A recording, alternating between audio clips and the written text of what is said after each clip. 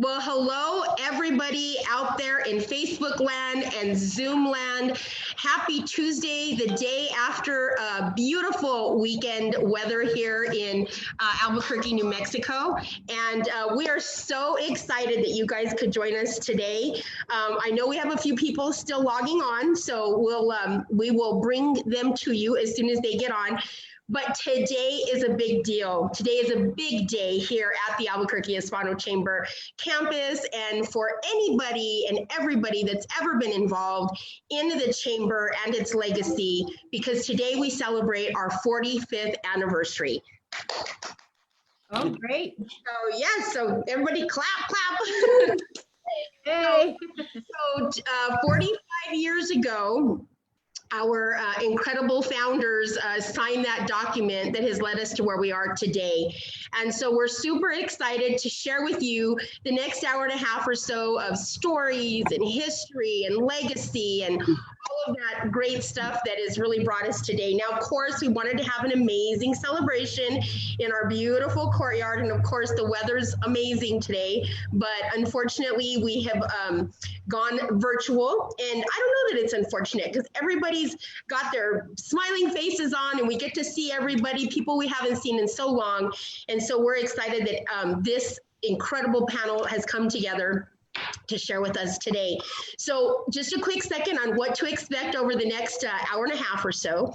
We have some music, we have some memories, we have storytelling, we have some surprise videos, we have a lot of great things happening to celebrate our 45-year history. And so to kick us off today, I would like to introduce our current president and CEO of the Albuquerque Hispano Chamber of Commerce, Mr. Ernie Ciderbaca.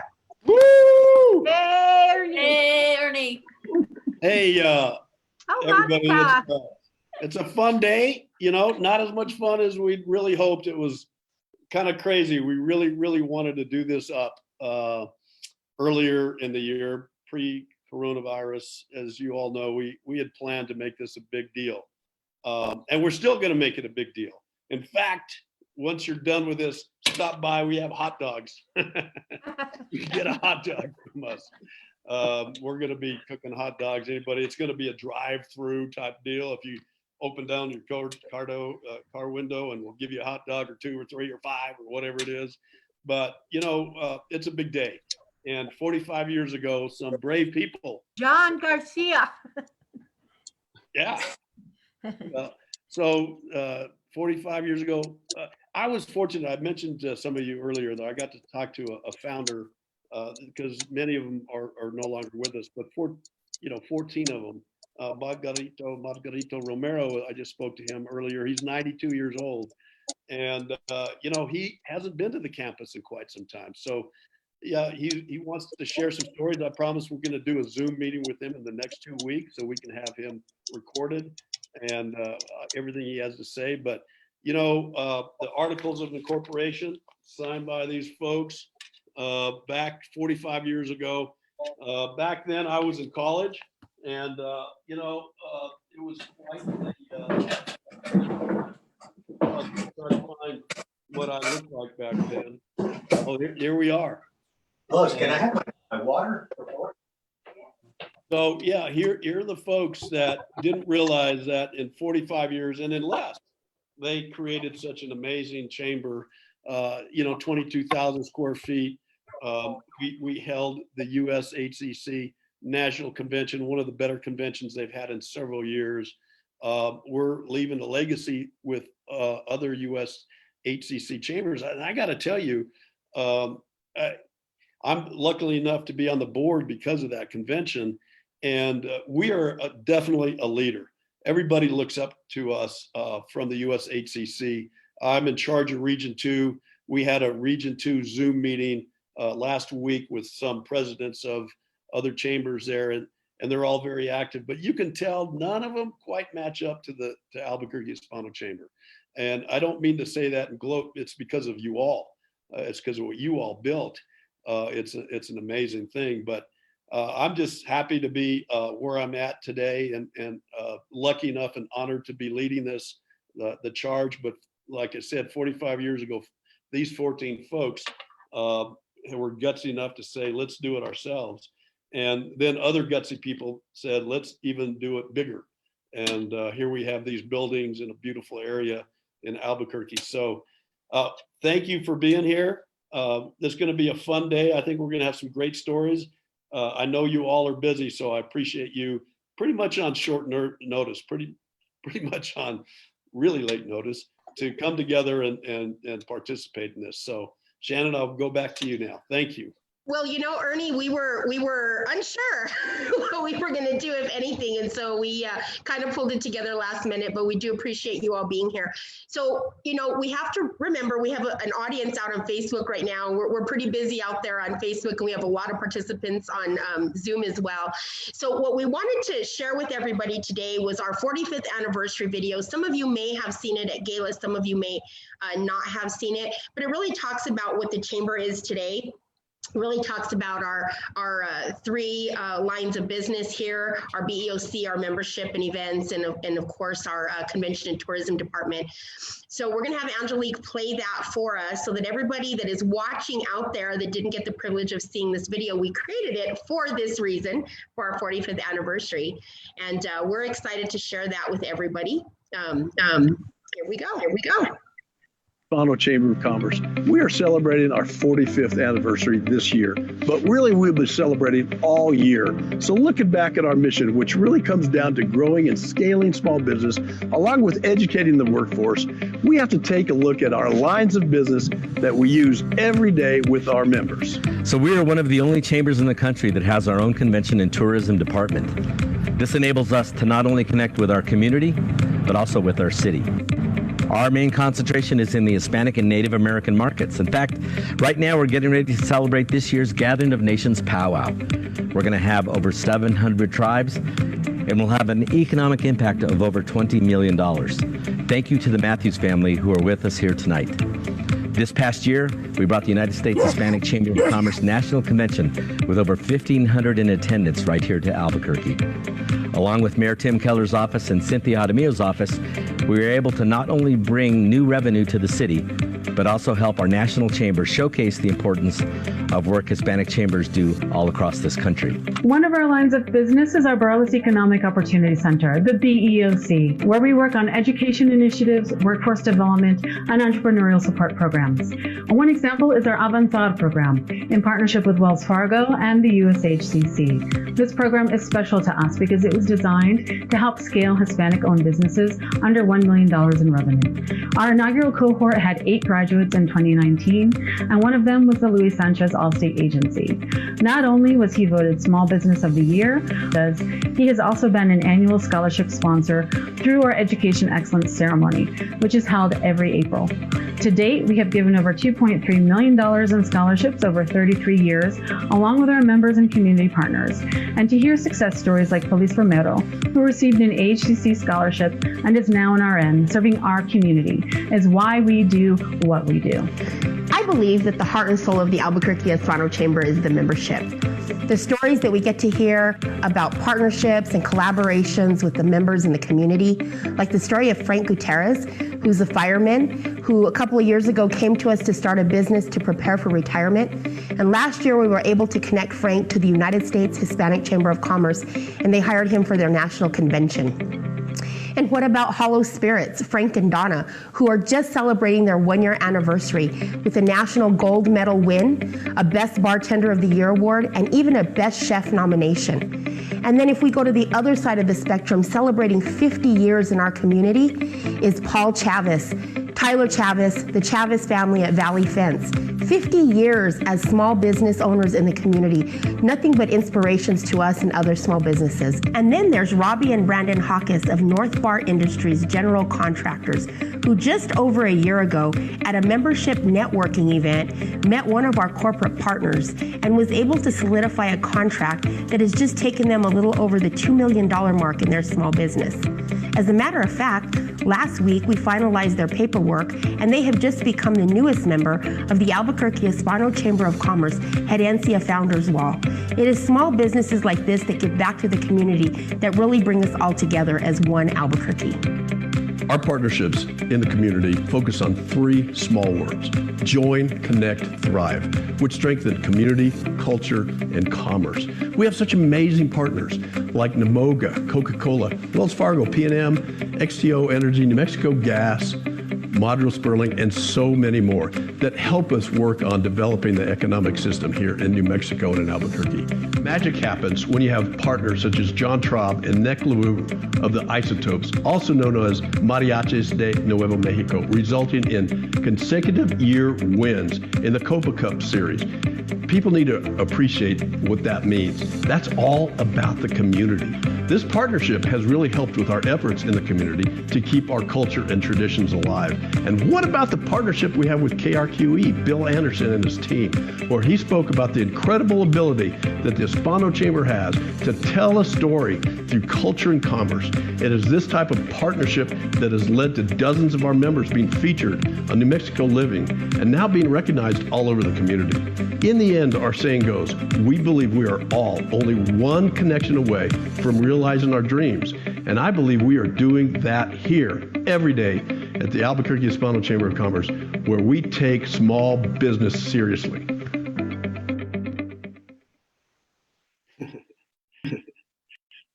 That's good. That's good.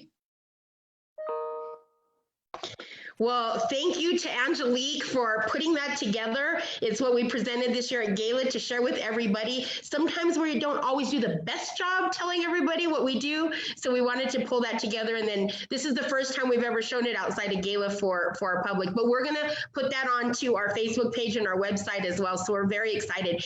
And so I think that now everybody kind of understands a little bit about what the Chamber is earning. I think this is a great time to introduce the panel.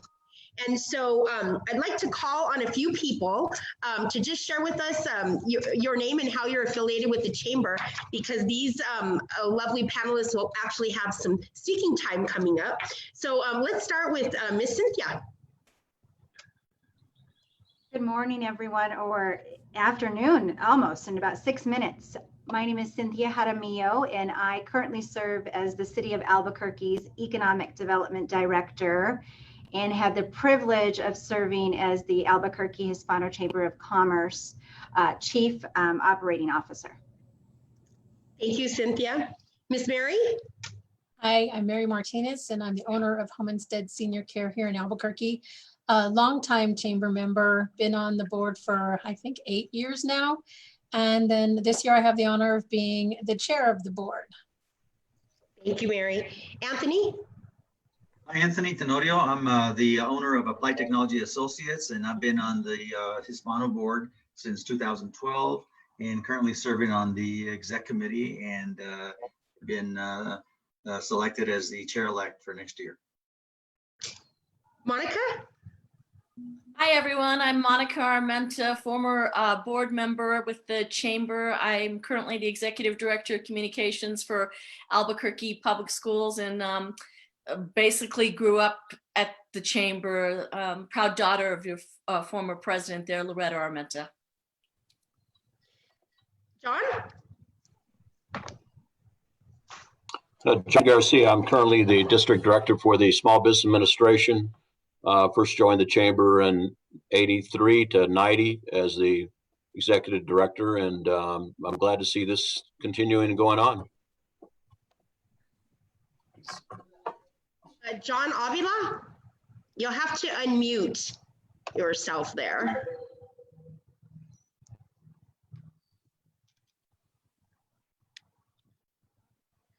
John Avila? Oh, yes. Good morning, everybody. I'm sorry, I fell asleep there, I think. Anyway, I'm John Avila. I've been chairman of the Chamber twice since the inception of the Chamber. Started very early prior to John Garcia becoming the chief executive of the Chamber. So I'm happy to be here. Thank you all for joining. Thank you, John. Is Leroy Pacheco on with us? Okay, and Miss, I'm sorry, Leroy? Okay, Kathy, could you give us a quick introduction? Good morning, Kathy Gonzalez. Great to see everybody. It's been a long time. I've been retired 10 years from the Albuquerque Hispano Chamber. Wow. But I began in actually about 1980 volunteering, and then became an employee in 1983. I've seen it. It's just totally amazing. And it's all owed to the board and the employees and the many people that have had so much passion, that just love the chamber. And I won't go into the beginnings, but I know all the beginnings, believe me, but it wasn't easy. But because of the passion and the love that everybody that joined the chamber and worked so hard, it's just amazing what has developed. So I miss it tremendously. I loved what I did, and being out in all over the world, the chamber was known. It was truly amazing for me when I worked with all the universities of New Mexico and so many other organizations, that when I went on trips with them, it was amazing that they all knew who the Hispano Chamber was. It had a lot to do with the Convention and Tourism Department, because we traveled, we were on travel all the time. And it was hard for people to understand, but it was truly amazing. All over Spain, all over Mexico, all over Latin America. I can't even begin to tell you what our life was like. Amazing. Later. Yeah, I was gonna say, we're gonna come back to you in a while so we can get your perspective on the Convention and Tourism Department. So thank you so much. Okay. Now we want to move over to some of our other panelists, board members, Herencia founders. We could go on. I'm going to give you guys a couple of minutes to share with us who you are and how you're, what is your affiliation with the chamber, and share with us anything you'd like. We're going to start with my top right corner, and that's Dennis Garcia. Well, thank you. It's a pleasure to be here today, and I'm actually honored to have been part of the chamber's history over these last 10 years. I'm a former chair of the board, and that does not go without a lot of thank you to the board members that are involved on a day-to-day basis. I'm also currently with US Bank, though that career is coming to an end here on Monday as I retire and move into the second stage of my careers. It's hard to kind of pinpoint why the chamber has meant so much to me personally, but part of it is the number of people we get to interact with, both small businesses, the board members, the staff, individuals from around the nation that know the Albuquerque Hispano Chamber, know what it does, and know what the impact it can have on communities and on individuals' lives.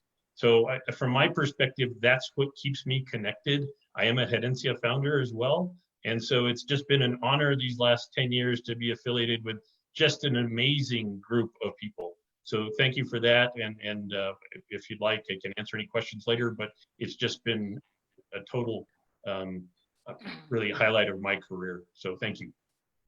Thank you so much, Dennis. Thank you. We're going to move over to Michelle.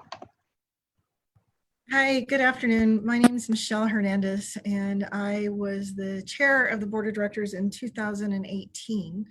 I am an attorney, a partner at the Module Sperling law firm, who is celebrating, I think, the 75th anniversary. Been around a long time, largest in the state. And one of the greatest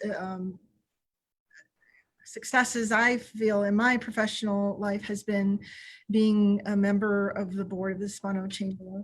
I think that the pride that the Hispano Chamber gives to us all is something that's just completely invaluable, and is something that we should all be very, very proud of. I have been involved with the Hispanic National Bar Association. I'm involved with the International Association of Defense Counsel. And even though I've been involved in these large national and international boards, I cannot tell you how many times I look to my experiences with the chamber, its relationships with the staff and its members, and how it operates as sort of a pillar of organizations. And so I can't be more proud to be involved in this organization.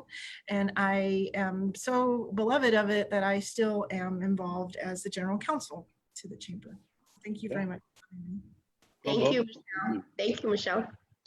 Sherman. Well, thank you. First, thank you for allowing me the opportunity to join you today for this fantastic celebration. It's been my privilege to be associated for a number of years with the Hispano Chamber.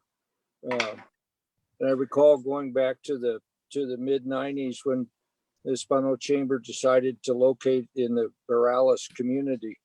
And it's been my great privilege to lead the 2 fundraising drives that we raised just under $5 million to buy property, to construct buildings, the building that the Chamber's in, the building that the BEOC's in. And it allows 100% of our money to go to programs, which is exceptionally unusual. Small business, particularly minority small business, is what roots all of us to our state and to each other. And the Hispano Chamber, the Albuquerque Hispano Chamber, is what binds minority and all other small businesses together. Thank you. Thank you, Sherman. Thank you so much. We're going to move over to Mr. Rudy Becerra. Did he say 2 fundraising or did I hear 3? Did I hear him say? He doesn't know yet about the 3rd one, so we're going to hang on to that. Rudy. Thank you, Rudy Becerra, semi-retired executive from Coca-Cola, now a consultant to small businesses around the country. I think what is unique and special for me about the Chamber is it's right in the heart of where I grew up. I grew up in South Parelas. And in the 70s, we went through a major revitalization, urban renewal or model cities project. And basically the neighborhood got uprooted and relocated. So, you know, Sherman's being very humble. What he did was something spectacular because of Sherman's and the founders who decided to locate to the Parelas area. That revitalized the whole community. And to me, that's something special. So special that I've always been involved with the Chamber since the late 70s, late 60s, actually 1965. I was the state chairman of the LULAC Educational Service Centers. And I worked very closely with the Albuquerque Hispano Chamber because we're out there raising scholarships for students, and the business community has always been very supportive. So for me, the Albuquerque Hispano Chamber of Commerce holds a special place. Kathy, Cynthia, at that time, Alex Romero, Sherman, all the leaders that and the panels that are part of it. It's special to me. I was chairman in 2017 and just honored to be part of it still. Thank you, Rudy. Thank you. Thank you, Rudy. Now, is Steve Schroeder on? No, he had another meeting he had to get off on. Sorry. Okay. And I'm trying to figure out who, there's Leroy. Thank you for joining us, Leroy. Will you just give us a quick minute to introduce yourself? We're going to come back to you in just a few. My name is Leroy Pacheco, President CEO of the Loan Fund for the last 13 years, President of the Albuquerque Hispano Chamber of Commerce from 91 through 96, and a member since 1975. And I'm really pleased to see some old friends and young friends on the camera. And Shannon, thank you for inviting me, and I'll leave my 40-minute dissertation to a little bit later. Thank you for the letting us know. We'll prepare, Leroy. And you know, we have a couple of ladies that joined us through the panel. So I would love for you guys to introduce who you are, Patricia and Edna.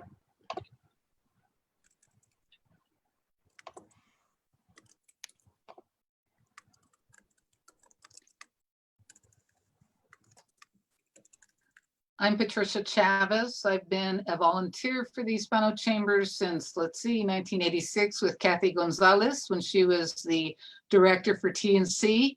Yes, Kathy and I helped carry those boxes across the country when she didn't have shipping or other funding. I served on the board during the early time when Leroy and John Garcia were both exec directors, had two couple terms there. I've also served as a consultant for the Albuquerque Hispano Chamber of Commerce banquets, which Rudy Becerra and other folks helped support during those early days when I was a development consultant. And I've been an ongoing member since 1987 and proud to continue being a member and supporting our Hispano Chamber of Commerce and all of the activities that we have since been about, including the Education Committee and other committees that I've served on. I'm always proud to have been involved with our first Hispana Executive Director and Loretta Armenta. I just finished posting a picture from way far back with Loretta and other strong Hispana presidents and exec directors who had been involved with the board and continue to support the Hispano Chamber and its new and upcoming Latina members of the Hispano. Thank you for allowing me the opportunity to be involved. Thank you, Patricia. Edna, can you please introduce yourself? We see you there working. This is Edna Lopez, and I'm with Compa Industries. We've been at 35 years there. And you, as a chamber, have been very instrumental when we came and succeeded here in Albuquerque to our company, Compa Industries. And I have always very attribute to all the fabulous staff that works with you. In every minute, they can assist you, they can help you, they take your phone calls. I have always submitted a lot of other people to participate. I have never been on the board, but I've been very supportive, especially with the scholarship fund. Those kids have been really successful moving forward because we continue to give them 1,000 every single year, even though it's not a lot, but it encourages them to continue. Thank you all for these 45 years. I think we've been part of a very successful demonstration of what you can do to help a small business. So thank you again a million times. And I travel that I did with you guys too, for different countries even with my family. Wow, thanks. Thank you, Edna, so much. So guys, we're gonna take a quick break here. Want to introduce from our Courtyard Live, Mr. Orlando Marquez, the Versace Mariachi himself, to help us celebrate. He's gonna play a little tune now, and then we're gonna come back and forth to him. But Jim, if you would like to, I see Jim somewhere there. He disappeared on my screen. But Jim, if you would just quickly introduce yourself, unmute yourself. Okay, hey everybody. Out here on the courtyard, for our 45th barbecue event out here. I got OJ with some of the team down here. We're gonna have a group. You all can come by. We're gonna have actually here with hot dogs. Right here on the patio. And since I got everybody's attention, I think we're gonna have a little Mr. Orlando Marquez. Thank you, Orlando. Congratulations to all of you. All of you have really set the stage for all of us to be a part of this amazing organization. So every one of you that shared the stories of the infancy and how this chamber started, thank you so much, because your leadership resonates far beyond what you guys could have imagined, and I am a product of that. So thank you, and here's a little music for you guys. Canto pie de tu ventana, pa que sepas que te quiero. Tú a mí no me quieres nada, pero yo por ti me muero. Dicen que ando muy errado, que despierte de mi sueño, pero se han equivocado, porque yo a dar ser tu dueño. ¿Qué voy a hacer? Si de veras te quiero, ya te adoré, olvidarte no puedo.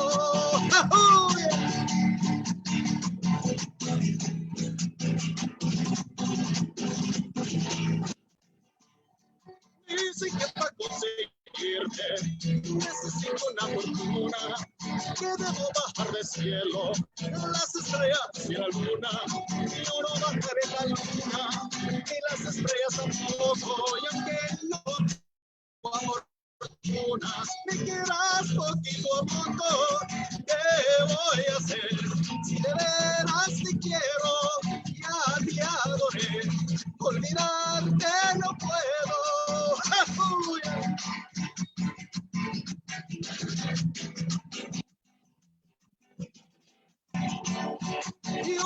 muchas mujeres y que sobra que me quieran, pero ninguna me importa. Solo pienso en mi morena, mi corazón te has oído y llorar no quiero verlo y el pobre mucho ha sufrido y ahora tienes que quererlo. ¿Qué voy a hacer si de veras quiero?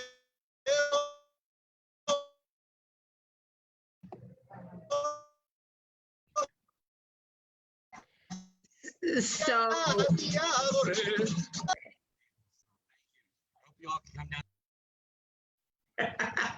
stay tuned, guys. We'll come back. We lost you for a little bit there, but OJ, hang tight. We're going to come back to you in just a bit. Thank you so much. Mariachi Tierra del Encanto, they've been so integral the past few years here at the Chamber for so many different things that we do. So we're thankful for our partnership with them. Thank you guys so much. So we want to get into some fun stuff now. And before we bring on Miss Cynthia Jaramillo to talk a little bit about the history of the Chamber, I think we have a little surprise. Let's see if anybody recognizes this. Miss Angelique? There's a plaque with the old logo. We thought that would be a little fun to show, progress in the embrace of tradition. And though the wording's a little bit different, I think we still share that quite a bit. So with that being said, Cynthia, I'd like to turn it over to you to share with us a little bit of history about the Chamber. Great, Shannon. Thank you for the opportunity. And you didn't disclose to us how much time we had. And as Leroy Pacheco mentioned, he has 40 minutes for his dissertation. I'll give about 45 minutes to talk about the lengthy history of the Albuquerque Hispano Chamber of Commerce. And since I have the floor, I'll go ahead and give a mini commercial because I don't usually. But I had the privilege of serving the Albuquerque Hispano Chamber of Commerce in many different capacities for close to 17 years, and now serve the Albuquerque Hispano Chamber of Commerce in a very similar but different capacity as the Director of Economic Development for the City of Albuquerque, where we are working hard together collectively to change a traditional economic development environment into a forward-thinking enterprise, looking beyond Albuquerque's existing opportunities for businesses, in particular Hispanic-owned businesses, and the community. Before I get into the history, I just want to point out with well over 17,000 minority-owned businesses in the Albuquerque metro area, according, of course, to the latest census data. My department and the Albuquerque Hispano Chamber of Commerce remain committed to drive not only the city's economy, but we are committed to being the voice on behalf of Hispanics and Latinos in Albuquerque, in New Mexico, and frankly, across the country. And so just want to point out, as a result, I believe wholeheartedly, 100%, as a result of my training at the Albuquerque Hispano Chamber of Commerce during my tenure with the city, in partnership with the Hispano Chamber and many other economic development organizations. In our time, just in the short 2-year period, we have led several initiatives to aid small businesses in creating jobs in Albuquerque. And again, I just want to point out that that was a direct result of my tenure at the Albuquerque Hispano Chamber of Commerce. And so I was asked to talk about the history. I'll try to be brief, but it's incredibly challenging. 45 years is a long time. So way back when, before the Albuquerque Hispano Chamber came to be, constant question is always, why a Hispanic chamber? Why does one city, one state, or one country need a Hispanic chamber? Well, at the time, 45 years ago, and probably longer, and I'm sure Leroy Pacheco and others will correct me if I'm wrong, will share with you that we were not being represented. We were not being represented at the Greater Albuquerque Chamber of Commerce, and other organizations were not representing our community at the time. And so then our incredibly bold founders decided to venture into creating and establishing a Hispanic chamber to serve on our behalf and to represent us. And so I think Sherman McCorkle, probably John Avila, Alex Romero, and I think, Ernie, this is probably before your time. We're all on the Chamber's executive committee when they hired our matriarch, Loretta Armenta, as the executive director, then later changed that title to president and CEO.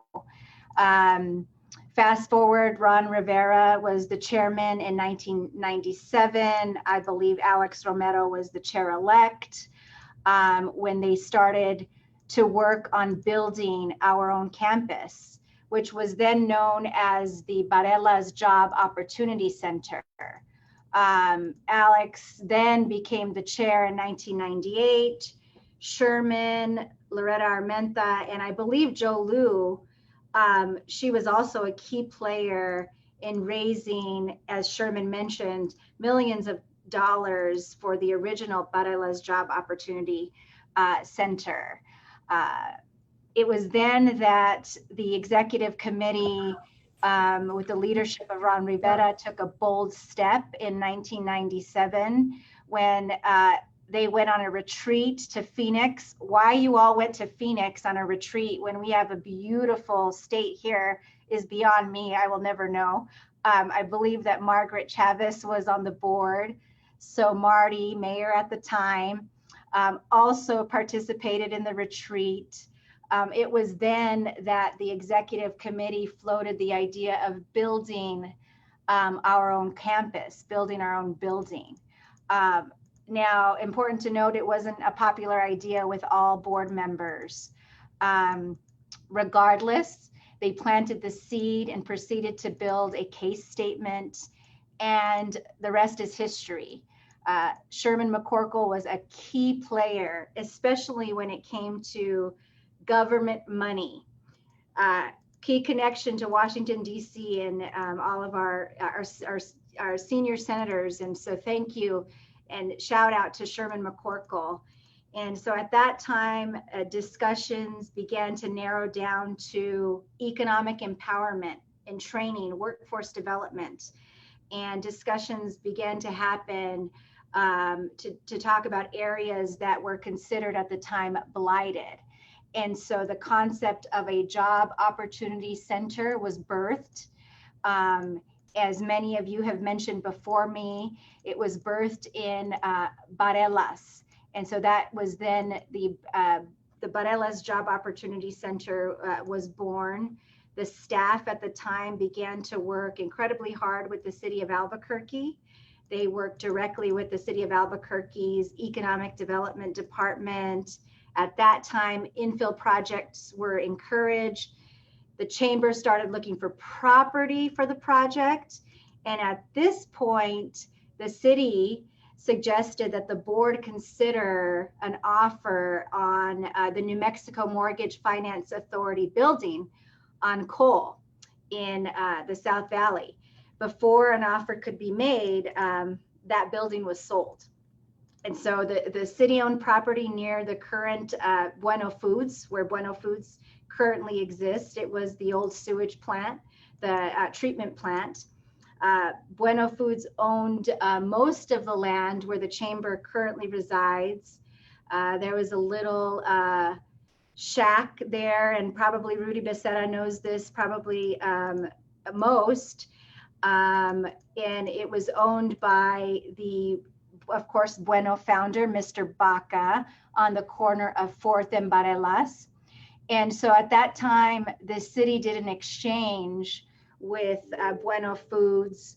Bueno got more land for expansion in their current location, and the city picked up the current Chamber of Commerce land. Now, once the property was obtained by the city, the Albuquerque Development Commission issued an RFP for this type of project in the neighborhood. And the Barelas Economic Development Board members that was led by Sosimo Padilla, I think, and then Larry Perea, worked with the chamber and the city, and I believe the Barelas Neighborhood Association in support of this particular project. And the chamber responded to the RFP. They became the developer. It went before the Albuquerque Development Commission. Loretta and Alex were commissioners at the time. So of course they had to recuse themselves, and the commission approved the project and sent it on to City Council for their unanimous approval. And that cleared the way for the fundraising to begin. And so Sherman got the team together, started the campaign, and began to raise millions of dollars. And so I'm just going to fast forward. The project, I believe Sherman costed about close to $1.6 million. Many pledges were obtained for the remainder of the balance. An EDA grant was applied for. TVC was a contributor, PNM, Wells Fargo, Sandia National Laboratories. Intel was also a huge contributor, Scripps Howard, Philips Semiconductors, Quest at the time, Bank of America, so many to mention, but an incredible effort to put this project forth. And so the project was completed in April of 2001. President George W. Bush participated in our grand opening. Now, at the time, I wasn't at the chamber. I worked for Phil Castillo, who was the chairman of the board at the time. I did have the opportunity to participate in the grand opening. I did have the opportunity to shake George W.'s hand. And so then, you know, we all thought that, okay, that was enough. We've got a campus, but fast forward, that wasn't enough. The BJOC reached its capacity. It was serving the Barelas and Albuquerque metro area. And then the Barelas Economic Opportunity Center, there was an idea to build a second building. And so BEOC was birthed. And again, the rest is history. And I digress, and I won't go into the BEOC because I know I only have a few minutes, but I just want to mention that as we celebrate 45 years, and as many have mentioned already, it's important to note that our history is really about many leaders, including the incredible staff, Connie Lee, Cecilia Marquez, B. Davalos, and now Shannon, the new team with Tessa Latson and others. You know, everyone has their different strengths. One of Loretta's strengths was her ability to move around politically. She was incredible when it came to politics. Alex's strengths were fundraising, as was one of mine and still remains. And now Ernie's strengths, he is an incredible, everybody likes Ernie, his strengths to cultivate relationships. He's an incredible, likable guy. And there are so many, the list goes on. And so all of that ties back to today, when we honor Hispanic families, not only the people on that herencia wall, but all of us and all of you that are tuning in via Cyber World, Facebook, Twitter, or wherever you're watching. The Albuquerque Hispano Chamber of Commerce is a true testament to our people's courage and extraordinary resilience. The chamber is absolutely a part of our tradition, culture, and heritage as Hispanics. Some like to be referenced as Latinos. Our history in this country is set apart and truly unique. And I count it an incredible privilege to have been a part of such an incredible organization. And I'm sure I forgot something and you all will remind me of it later. But that is our history in a nutshell. I look forward to the next 45 years. So thank you. Thank you so much, Cynthia. That was awesome. Great. I was even taking notes because I learned so many new things. It's really great. You know, you always worry about if we lose any of our history as people leave. So it's been amazing to be able to communicate and stay in communication with this amazing panel and team. So we're very, very lucky. But I think Cynthia segued it perfect in closing up with our incredible Herencia Founders Wall. And to just share a few minutes with us a little bit about that, we would like to invite Mr. John Avila to speak on that. John, you're on mute. Now, can you hear me? Yep. Okay, great. Thank you. Thank you for the honor of being able to be here and for having served on the chamber. Am I still on mute?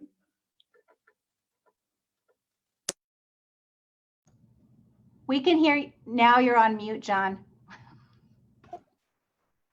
John, you're on mute. John, it's a little left-hand corner. There you go. Now, There you go. now? Yeah. Yeah. Okay.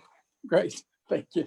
Thank you. First, I'd like to thank Ernie and all the staff and volunteers at the chamber for continuing the important work of the chamber in our community. I was involved. I have been involved with the chamber since the late to mid 70s, almost at the inception of it. I remember when I was part of the chamber, we probably have more board members today than we had membership at that time. So so that was kind of the humble beginnings of it. We were up on Central somewhere, and then we moved farther down on Central. I was there for the hiring of the president of the University of New Mexico. That was a huge controversy. I was the chair at that particular time, and everybody was in an uproar because we had supported that. We got everybody together at the chamber. I believe that it was John Garcia that was the chair at the time, and I asked him to bring all of the leaders in our community together at the chamber. And we had a big meeting, and that blew over. Fast forwarding to that, I was on the board for the U.S. Hispanic, for the Hispanic Cultural Center. And in the building of that, Alex and I were involved together in that project. We decided that we needed to raise funds from Hispanics. So the purpose of that was to be able to recognize, for public recognition of our generosity as Hispanics, which I don't think exists very much in our history as Hispanics. I don't think that we are known as philanthropists. And one of the things that I had said for a long time was that we need our own names on these edifices that represent Hispanics, that I wanted to be able to show that we contributed to those projects along with all of the big corporations such as Coca-Cola that was very kind in supporting that project as well. And we did that project at the Cultural Center from a vantage point of how do we get people to contribute? And we were asking people for $10,000, and they were all strictly Hispanic-owned businesses, because that's what we wanted on the walls. We made 36 asks, I think, for $10,000 of small Hispanic local businesses in this community. We had 35 of those people that agreed to contribute $10,000 to that project for the building of the Performing Arts Center. That was a huge, huge thing. We would have people come in the mornings for an early breakfast. We would walk them through the facility. We would take them back to the center. We had a gift for them, regardless of whether they contributed or not. And we asked them to fulfill on a dream. And the dream that we asked them to fulfill on was their parents' dream of a better life for them. And it's pretty obvious that we were all there because we were successful. And that's what our parents wanted for us. That's what they worked for. That's what they pushed in us, was how do we become successful? So we were successful already. We were not contributors because that I don't think has ever existed in our community, Hispanic community, except for we are very generous with our families. We've always been very generous with our church. But as far as contributing anywhere else, we have always done that, but we've always done that sort of hidden. We didn't want anybody to know that we were doing that. And so that was what the pitch that we had, or the thing that we told them. Like I said, it struck a chord with 35 of those people that we asked to contribute to that. Those names are all up on that wall, thanks to the work of the many people that have come after that. That was in 2008 at the height of the bottom of the market, when the market went way down. That at that particular time then was when we decided that we needed to raise money for the Barelas Economic Opportunity Center, for the second building of the chamber. And Alex and I sat in the boardroom and we discussed doing that. We decided that we would ask for $25,000. And then the market fell. And all of that happened. So we lowered our sights and we thought, well, let's ask for $15,000. So we asked people, started bringing people into the chamber again, like we did at the center, at the Hispanic Cultural Center. So we had formed the Herencia Founders at the Hispanic Center, the National Hispanic Center. And we were thinking, what do we do with those folks that really were energized and that begin to recognize the value of that?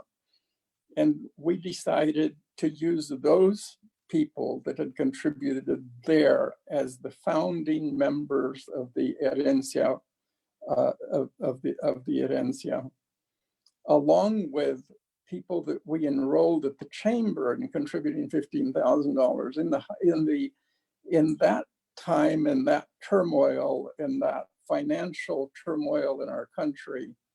We had 36 people, small Hispanic businesses, that agreed to contribute $15,000 to the chamber for the building of that edifice.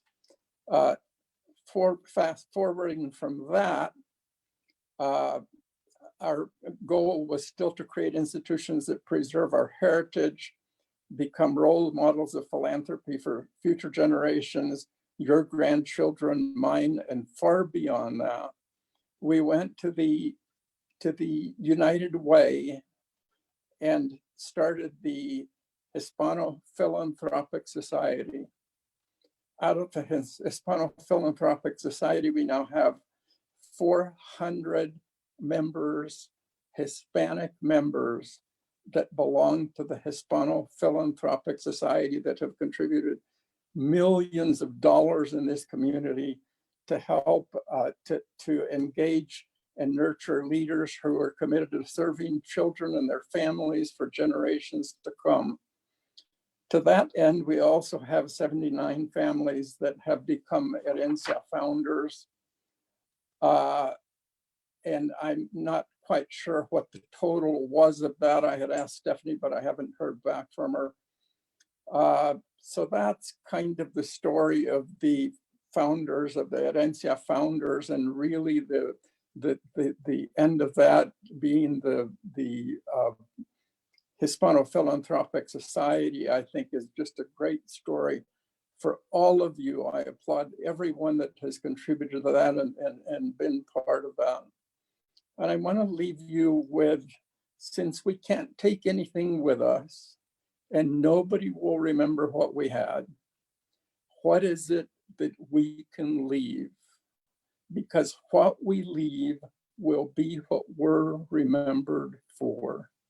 Thanks to each one of you for your support and guidance in this mission. Adelante. Thank you so much, John. That was beautiful. And again, such interesting information for those of us that are newer to the chamber, for those of us that don't have the 20-year history yet. We're excited to learn from you leaders and soak it all in. So that was really great. Thank you so much, John, for sharing.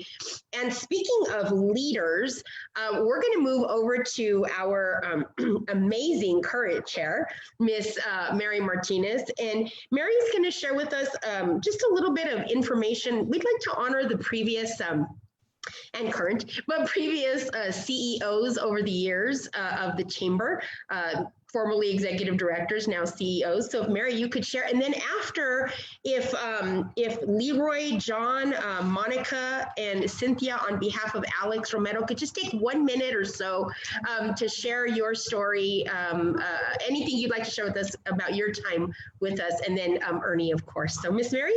Okay, thank you. Well, I don't want to cut into Leroy's 44 minutes, so I'll try and keep it brief. Actually, when you hear all the history and you hear what everybody is just saying, you can just really feel the power in all of that and the honor of actually getting to be the chair. When you're representing that history, your job is to take that forward. This year has created some challenges, but I'll tell you what, I don't know if the chamber actually knows anything about challenges. They seem to kind of mow right through them. It's been amazing, the pivots that you guys have taken, and it's been incredibly impressive with a thinner staff and all these barriers to communicating with people. You're still reaching out to and touching your members and still gaining new members. So you guys are a beacon, and I just want to say that because it's important that you guys know, as the team at the chamber, that you really are hope for people. So thank you guys for that, and it's an honor to be the chair and work alongside you guys. In my history, going back, I think it was 8.5 years ago, that Alex walked into my office one day and asked if we could have a chat. I think I'd only met him a couple times before that at chamber events. And he started talking about the board and what it was like to be on the board. And then eventually got around to, after about 20 minutes, how would you like to be on our board? And did not tell me how much that was going to entail. That's the part he leaves out until you're actually hooked. And then he fills you in. So I said yes, because I had been a member and seen, even then, I mean, we're doing so much more now, but even then there was so much connection happening. So I really do think you guys live the join, connect, and thrive. And people do get to do those things if they take advantage of what the chamber offers. So it took off like a roller coaster at that point, and those next 8 years have been crazy, but fun and adventurous and exciting. So you know, after joining, it was, oh, you might want to think about this, you might want to think about that. And then eventually I'm now the chair. So yeah, how that happens, you kind of get sucked in, but honestly, I'm following in some great footsteps when you look at Rudy and Michelle and Dennis and what they left for me as far as a trail to follow. Dennis was kind enough that he kind of took me under his wing during his tenure, so that I was not wearing training wheels on my bike when I took over. And again, that was helpful because you see what this year has turned into as far as challenges. So these virtual meetings, I had no idea what Zoom was just a couple months ago, and now it's a daily part of my life. And I'm getting better at it. I'm remembering to unmute. But I just, honestly, I can't even tell you how much of an honor it has been being part of that history, learning about the history, and being able to take it forward and hopefully hand off something with a nice big bow for Anthony when he takes over. And I'll be your wingman too, Anthony. I'll help you out like Dennis helped me. Thank you. So thank you so much, Mary. You know, one of the great things that we have had along the way is fearless leaders. And so I kind of like to just start out by introducing them, and then maybe giving just, you know, like I said, a couple of minutes. So John Garcia, I'd like to start with you. Maybe if you can share with us how you came to the Chamber and your history with us. Yeah, I'd be glad to. And again, thank you for the honor of addressing everybody. And it's good to see people via this Zoom. You know, back in '82, I was in DC working on the Vietnam Vet Wall and honoring our Vietnam veterans, trying to find a way to get home. And that's running around with Rudy Becerra and his brother Frank. And Rudy remembers those days. We were having a great time out there. But I was trying to find a way to come home. Man. Yeah, I know. I'm going to leave it there.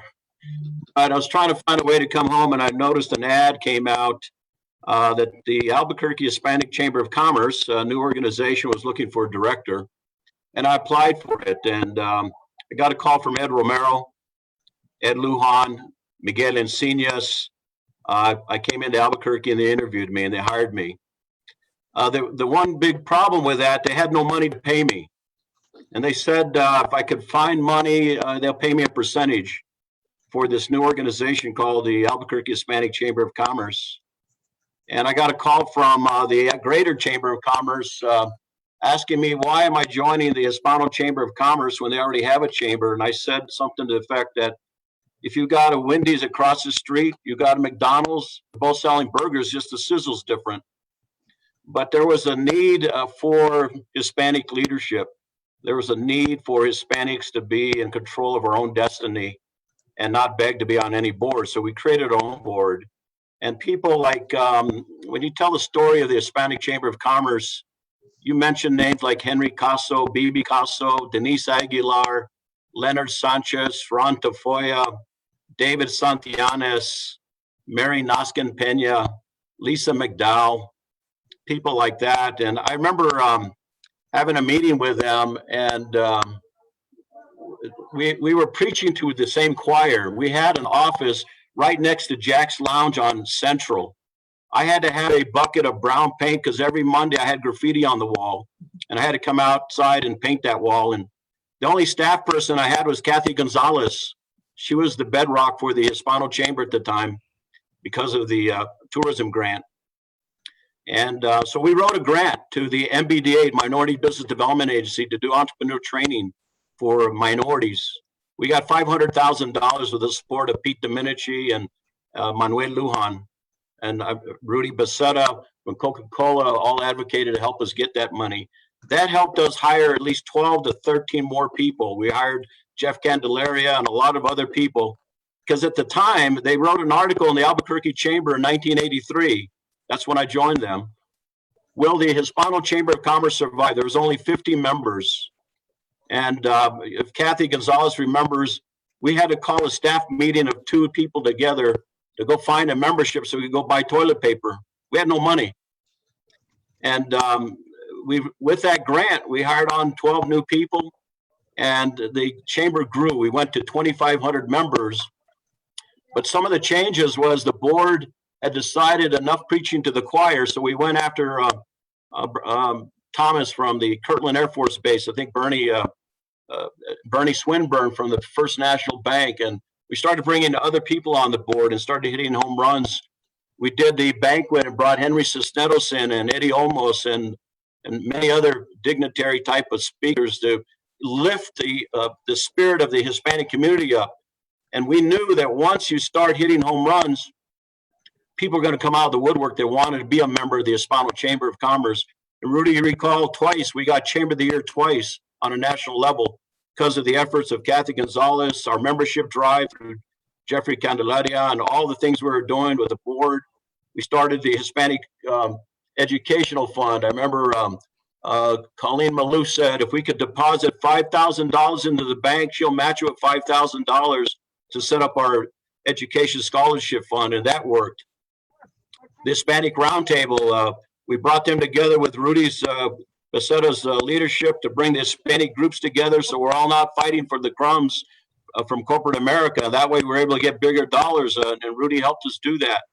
And so we moved from North Central next to Jack's Lounge to Lomas at the Bradley building. Paul Bradley was on the board. It worked a deal for us to move in that beautiful building. And it grew, and Chamber grew, and people like Patricia, we couldn't have done it without Patricia Chavez showing up there at the doorstep saying, we'll help you. And Loretta Armenta showed up, along, and Anna Mahler and Adele Hunley. I mean, there were so many people that showed up to start helping the Hispanic Chamber grow, and they were steadfast and they were loyal. I think the most important thing is that when an organization begins to recognize those that it served, and it recognizes those that shared in the success, the growth of it, that's our legacy. That's our legacy of honor. That's our legacy of duty and honor and working and supporting each other. It's not about one individual. It was about the whole picture, to where the chamber is today and what it is today. But men like Hector Barreto, the first president of the chamber, whose son ended up becoming the administrator of the SBA. But we would have these meetings with Hector Barreto, Ed Romero, Ed Lujan, Miguel Encinas, Henry Caso, Bibi Caso, Denise Aguilar, Leonard Sanchez, Ron Tafoya, David Santianes. When he was president, we had the opportunity, with Kathy's help as well, and Manny Aragon and a lot of other people, to go after a $100,000 grant to do a feasibility study to see if we could build a Hispanic museum. And that turned into an Hispanic cultural center, to what we have today. So things didn't just happen. There were a lot of seeds that were planted along the way. And I just feel so fortunate to be on that grassroots level that got this thing going, to see the success that it is today. You know, followed by, after I left in 1990, I stayed with the chamber 7 years. And when Bruce King got elected, I had the opportunity to go work for him. And in came Leroy Pacheco. And Leroy, when he was working with NITA through Anna Muller, helped us write some grants and helped direct us into what we can do to help assist our small businesses. And then from Leroy, it was Loretta Armenta, and a lot of the leaderships of, like John Avila just mentioned, and not just individual leaders, their spouses were involved, and their kids were involved. And just to see the growth, and then to see where everybody is now engaged in the Hispanic Chamber of Commerce, is that it's recognized as a national leader. We hired Cindy Hernandez. Kathy remembered that. She's now the director for the El Paso Hispano Chamber of Commerce. We set up Hispanic chambers in Roswell, in Las Cruces, El Paso, Tucson. I mean, there was a lot of things that we were doing and working with Mexico and our governors and Mexico City and economic development. There's so much to this story that you could write a book about it, and to do it in a 30-minute or a 2-minute time frame doesn't do justice to all the hard work, all the Hispanos, all the business leaders that we all knew and have gone, but all have had an impact on the growth of Albuquerque and in New Mexico. And I can't thank all of those people that are on the call today for their support and leadership throughout the year. And again, it's about a legacy of honor, and it's recognizing those that have come before us and those that will continue to build the Albuquerque Hispanic Chamber of Commerce. As the district director for the SBA, I'm just proud of the fact that we've got a strategic alliance memorandum now with Ernie C. Baca and the Albuquerque Hispano Chamber of Commerce, where we team together to support our small businesses across the state, particularly in this particular unique environment of this pandemic that's going on, that's impacting a lot of our small business owners. So as we celebrate our 45 years, our work is not done. We still have a lot of small business owners, minority Hispanic business owners that are struggling. Cynthia is working hard on it, as well as SBA and all the other Hispanic chambers across the country. We've got to continue to help our small business owners grow, and particularly our small business Hispanic owners. So with that, it's an honor. It's been a privilege to be part of such an organization. And so I want to thank you, Shannon and Ernie Citibacca, for inviting me to share a few words. Thank you. God bless everybody. Thank you, John, so much. So much history. It's incredible. And so I'd like to introduce Leroy Pacheco. Leroy, we have to cut your 47-minute talk way down. But if you could just share a couple of minutes for the interest of time, tell us about how you came to the chamber. Oh, well, wonderful. I hope you can all see me and hear me. I'm going to take off right where John Garcia left off. How fortunate some of us have been to work with such great individuals who had a vision. And since 1975, when I was in the banking business and worked for SBA and et cetera, the All India Pueblo Council. And we forget how in 1991, as John Garcia was chief of staff, we opened up a trade office, the Hispano Chamber of Commerce, with my cousin, Jerry Pacheco, and a member of the Economic Development Department in Mexico City, the first trade office in 1991 with Bruce King. That was just amazing. The first luncheon that we had as I was president is we brought in Trent Demas with Bruce King and Alice King to our first luncheon of 400 people. The first Hispanic gold medal winner in the Olympics ever in the history of the world. 1993, Kathy Gonzalez, Dr. Rupert Trujillo, Norberta Frescas still exists today. Mariachi Spectacular with Lola Beltran. And John, I don't know if you can remember, Manuel Cias did the first poster. I still have that hanging in my den at my house. That was just still going on. Noche Encantada, the last one we had at the Hyatt. And we went to Rudy at Coca-Cola and a few others and said, we're going to go to the convention center. And I remember the Convention and Visitors Bureau saying, you know what? We're going to charge you for both sides, whether you use it or not. And we went ahead and used both sides and packed 2,500 people in there for dinner. Still going on today. So those are some things I think that are really important that we kind of forget. But we also opened up the Las Cruces Hispanic Chamber of Commerce down in Las Cruces, if you all remember that. And what a wonderful, that is still going on today. So as I finish my 20 minutes that I was allotted, how fortunate some of us have been to work with the John Avilas and the Loretta Armentas and the Ercilia Zuniga Forbes and some of those who have left and are icons of Hispanic business, of Hispanic leadership, of Hispanic vision as we move forward. As John Garcia mentioned about graffiti, I remember being called so many things by many others in the community, from Brown Beret to the Brown Gang to, oh, I eat tacos too, so I love Hispanics. Really, that's really great. Some of us don't remember that on 15th and Lomas. And John Garcia and Sherman McCorkle and Rudy Becerra. Rudy Becerra made the biggest sit-down dinner, and it wasn't Pepsi-Cola and Coca-Cola. It was a Hispanic thing. And Rudy, I want to thank you for that. It was the biggest sit-down dinner in the history of New Mexico at the Convention Center for the Hispano Chamber of Commerce. And had we not, Rudy and others, bit our tongues, put our hands in our pockets, the chamber wouldn't be where it is today. And I want to thank you, Shannon, for allowing me to be on here for a couple of minutes. As John Garcia says, we could probably talk, and Cynthia, for another 45 years. And for those of you that weren't even around when the chamber was started, 1975, we were using Rolodexes back then and cards.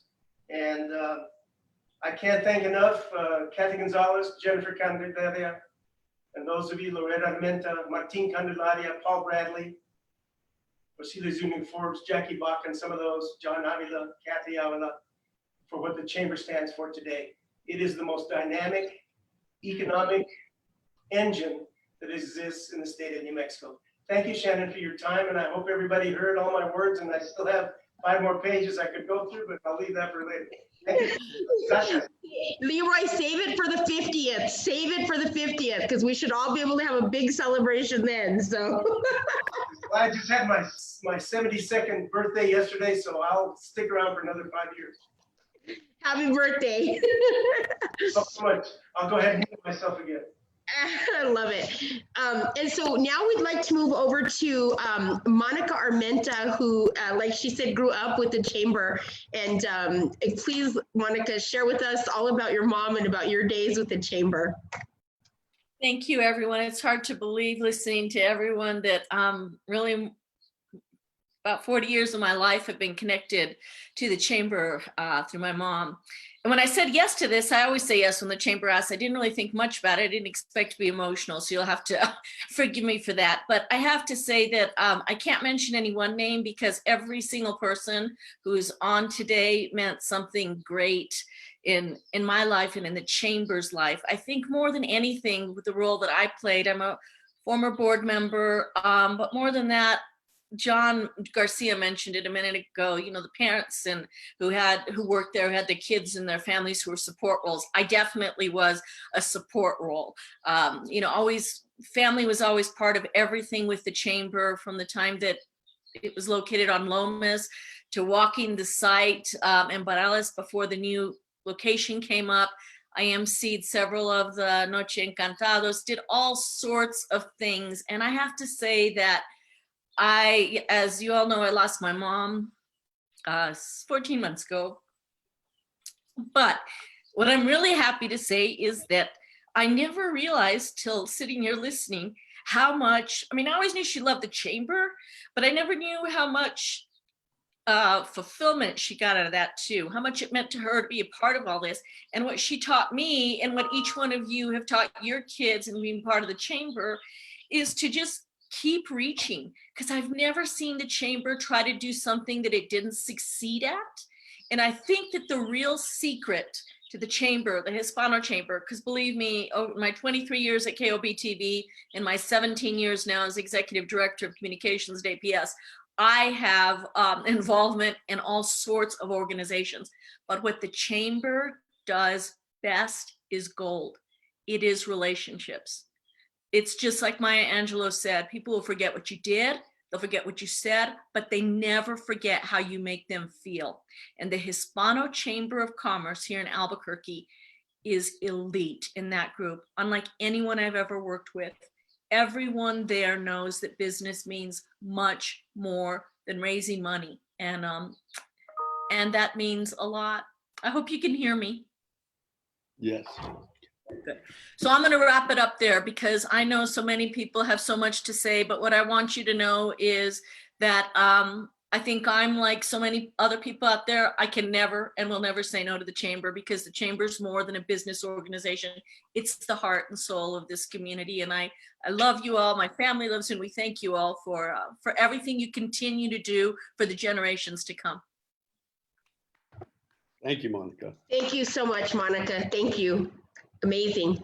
And we have a beautiful picture of Loretta and her legacy that hangs right outside the president's office for, you know, every year that we get to honor and hand out the Loretta Armenta Leadership Award. So we thank you for that. We'll be seeing you every year for that. So thank you, Monica. Cynthia, would you like to give us a few minutes, share with us about Alex and his legacy with the chamber? We would appreciate that. Oh, sure. Oh, he's not on, is he? I'm teasing. No, you know, it's not roasting time.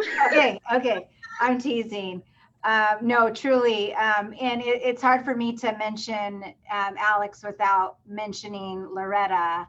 I was very fortunate to work for two leaders, Loretta and Alex, that realized in all of you that fairness and equity should always be at the forefront. Now, both Alex and Loretta understood and believed that our boardrooms should reflect the community that we serve. And that is more important today than it has ever been. and now overseeing the recruitment and retention of companies, our international trade office, our small business office, our film, and Albuquerque's 2 tourism entities. Also launched the first small business advocacy office that the city has ever had.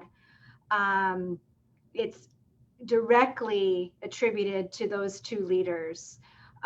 Both Alex and Loretta believed, and I believe, that our families deserve better. They deserve access to good paying jobs. They deserve access to incentives, to programs, if they're running their own business. And Alex, and again, can't mention Alex without mentioning Loretta, they both believe that turning these trends around and fulfilling the city's enormous potential, they believed, and Alex still believes today, that has to be at the forefront. And so what I learned from both Loretta and Alex is that their approach was and always will be rooted in the principles of equity. And I brought that to this office, and we all believe, and the Hispano Chamber believes, that the strongest economies are those that prioritize equitable growth to create jobs for all. And I credit everything that I have been able to accomplish to Alex Romero, to Loretta Armenta, to John Avila, Patricia Chavez, Linda Alvarado. All of them have been instrumental and invaluable. They've been an invaluable part of my career. And again, both Alex and Loretta were a true reflection, and still are, of what we all hope to be. And so thank you. So thank you so much, Cynthia. And Ernie, in the interest of time, maybe you could share with us, of course, a little bit about you, but then also, I know that we were going to have a whole section on the board, but maybe you could just combine it all together into one. I'll be brief. First of all, it's an unbelievable privilege to sit in this office. It's really called the Armenta office. We do have the picture of her hanging there. Her legacy continues, as does Alex, as does Leroy and John's. I mean, it's a privilege to be sitting here. But even with that, it's a special privilege to work with the various chairs that I've been fortunate in this position, starting with Rudy. You know, the one thing about Rudy is everybody knows Rudy. I don't care where you're at. You can be in Denver, you can be in Washington, D.C., you can be San Francisco.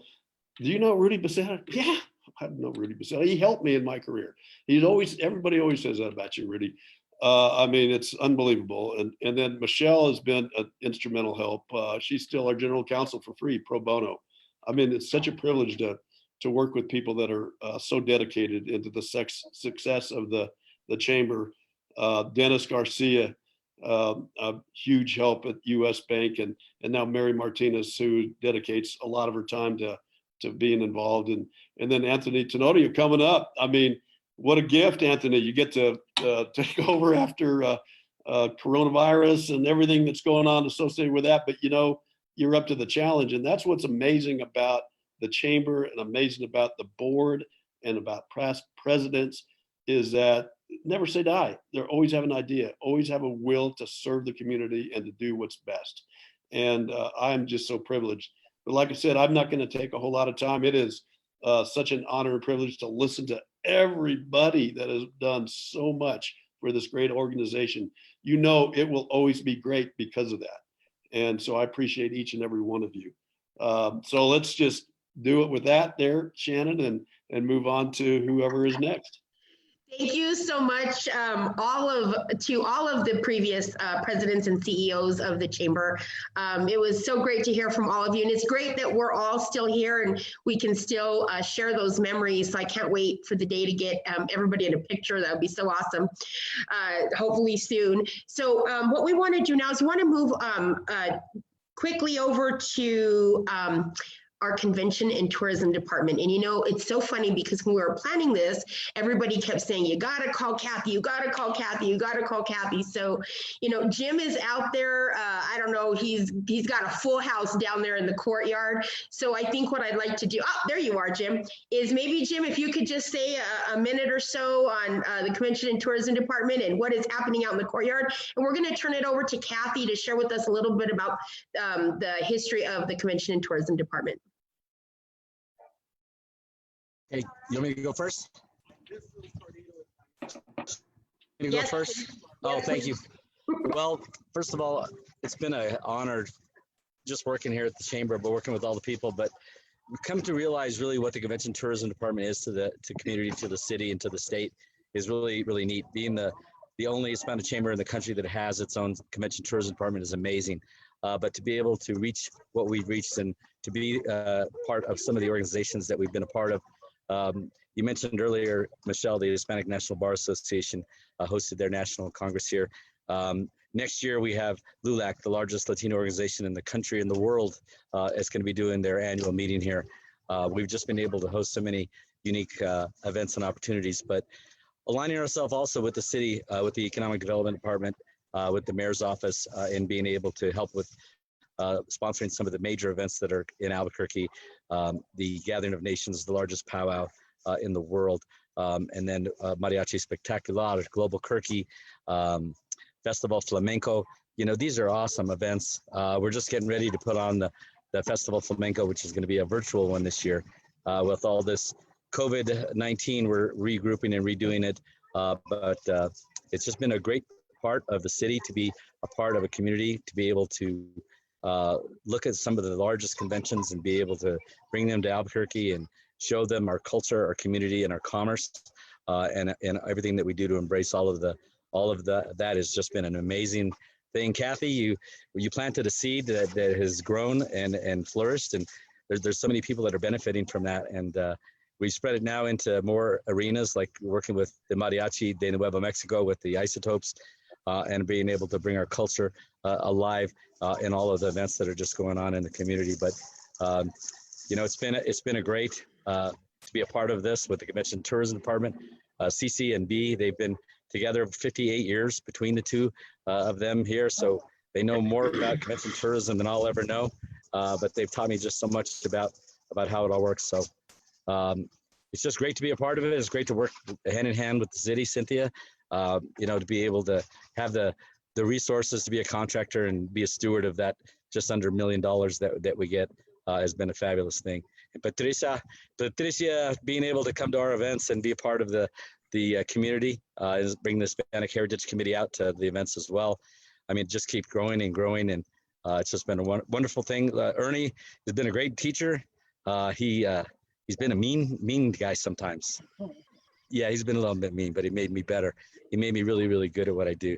So it's been great to be a part of it. It's been great to be a part of Gala. Rudy Becerra, you and your talent, John Avila, all that you have brought to build our foundation to this whole organization, and Mary, for everything that you bring to us. There's a party going on behind me. Sorry about that. So it's been great to be here, a part of that. I'll turn it over to Kathy. And Kathy, tell us about the beginning. Hi, everybody. Thank you so much, John Garcia, Leroy Pacheco, Monica Armenta. Thank you for acknowledging the Convention and Tourism Department. When I first started, I was a volunteer because the Hispano Chamber and the hospitals had a partnership where they had a lot of the Mexican doctors from Guadalajara came in and they needed Spanish speakers. So that's where I got involved. I was actually not hired, but volunteered. And we hosted a lot of groups that came in at the very beginning. And so when I found out that there was an opening for a marketing representative, I applied, and I had to interview with every one of the board members and it was unanimous. But when I first started, we were getting $25,000 from lodger's tax. And when they hired me, we managed to go, John, remember? We managed to go, well, no, John wasn't there yet. We managed to go to the city and they gave us $50,000. And so they really couldn't afford me, but I had to cut my pay. And it was Lee Benjamin at the time was the executive director. And we had 4 sales representatives, and we had a part-time bookkeeper, 1 full secretary, and a part-time clerk, and me. And at the time, we didn't have any money. We had to raise money. Sometimes I didn't get paid. When we had our mercados, I made all the food. We had to do the cleaning. And sometimes they wouldn't even let us in the hotels.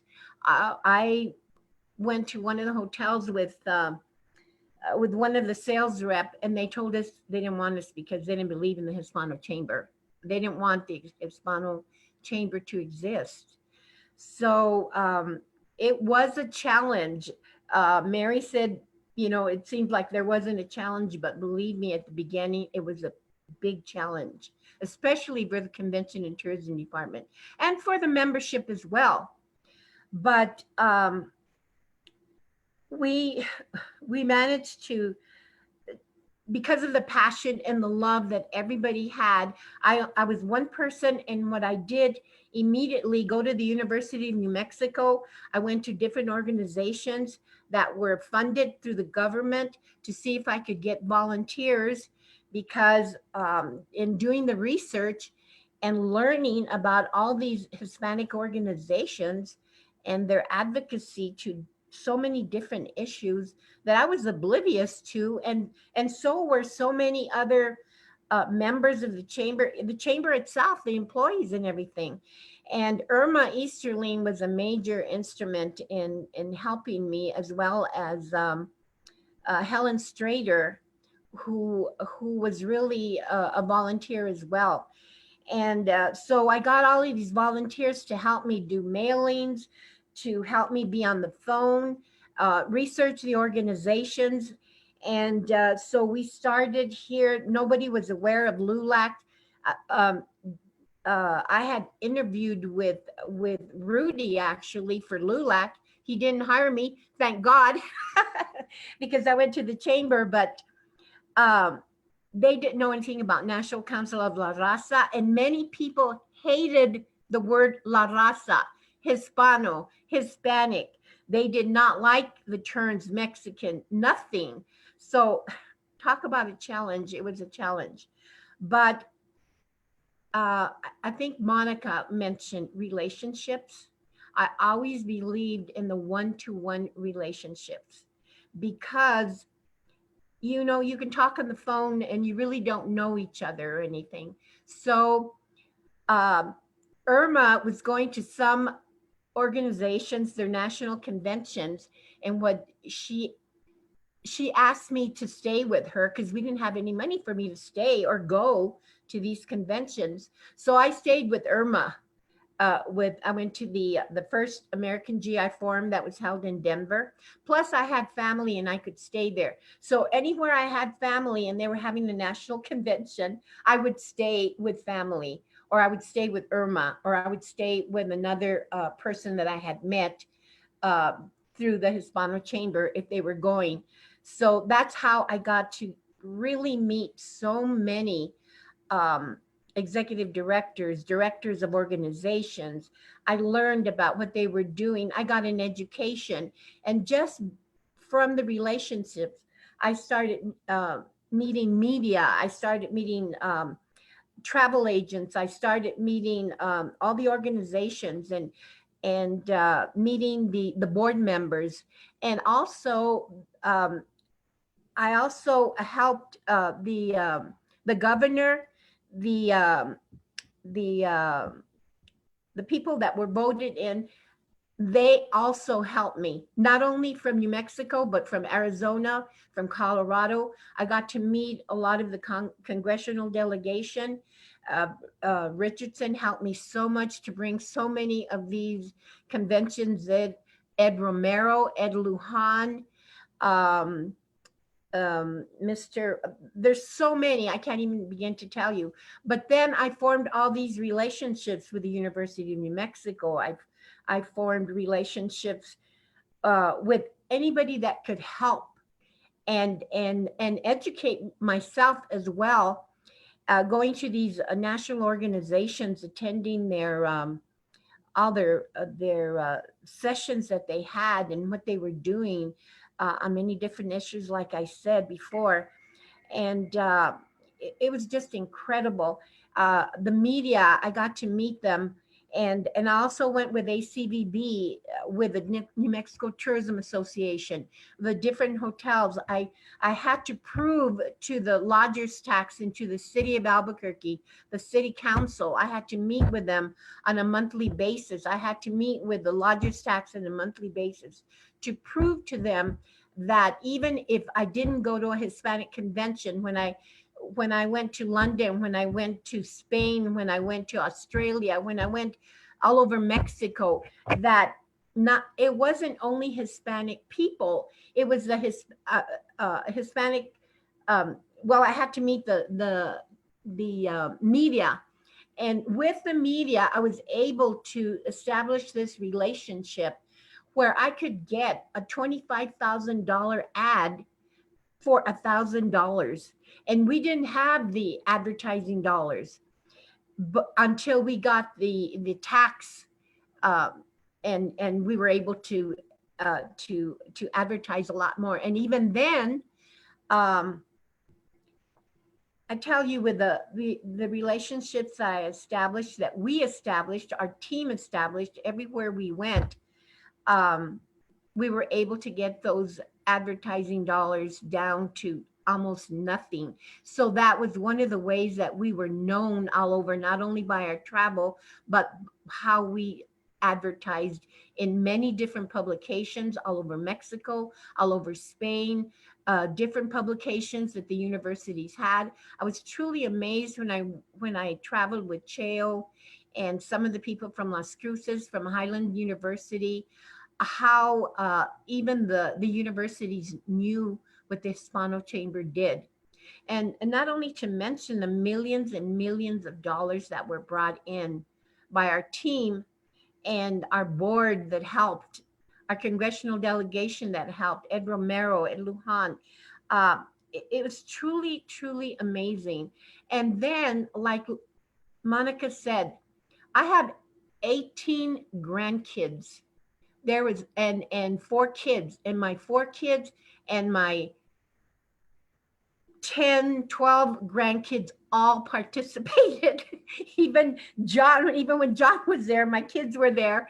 And so, all our families were all entwined with the Hispano Chamber. We all loved the chamber.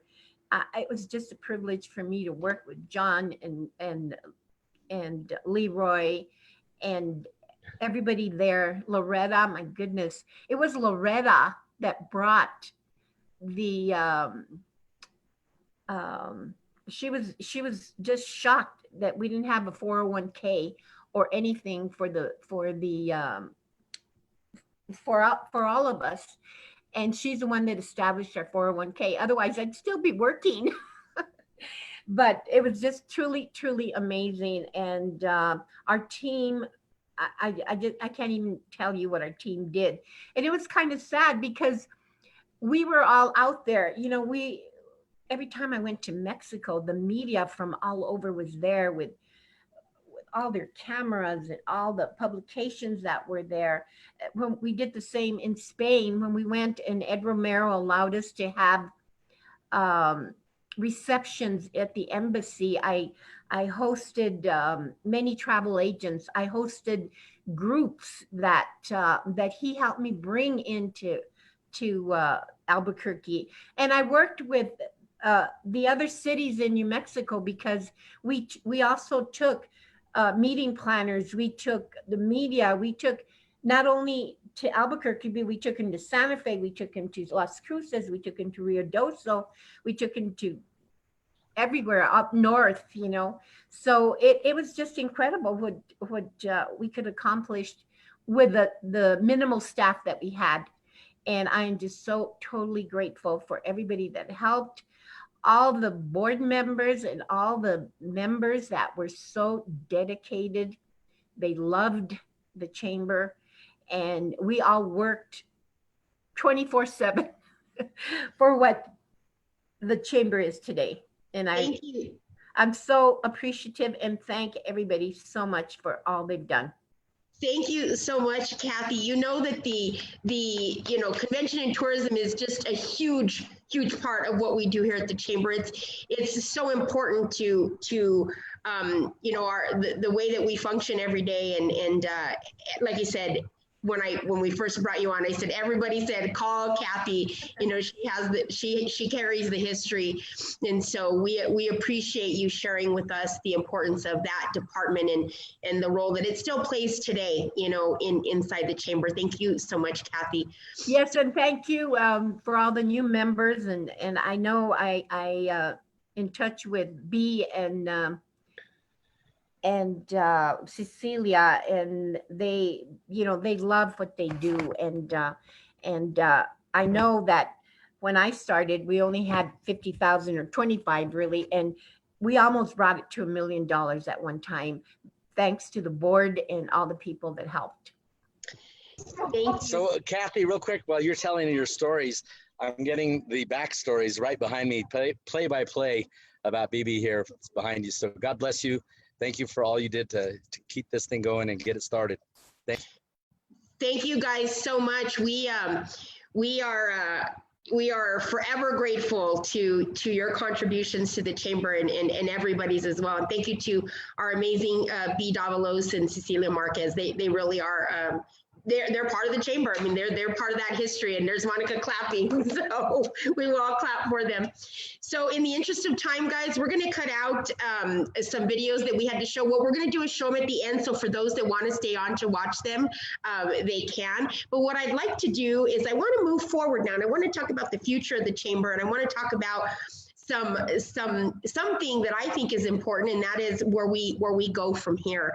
And so in order to do that, we've asked our incoming 2021 chairman of the board of directors here at the Hispano Chamber, Mr. Anthony Tenorio, to share with us a little bit of that vision. Anthony.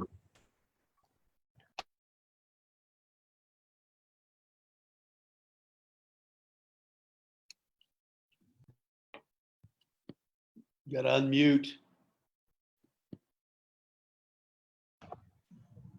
Okay, there we go. There you go. Good morning or afternoon, everyone. I'd like to start by giving you a brief intro into my time as a board member. You know, the Hispano board has been the most rewarding board that I've ever served on, and it's because of its membership composition. You know, it is a very diverse organization whose membership changes yearly, and that is exciting because we get to interact with so many people of different backgrounds.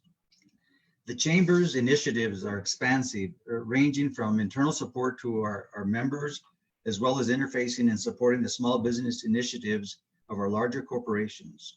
These organizations are the SBA, the city, the state, congressional offices, as well as the universities, and many of the large and mid-sized businesses that we support.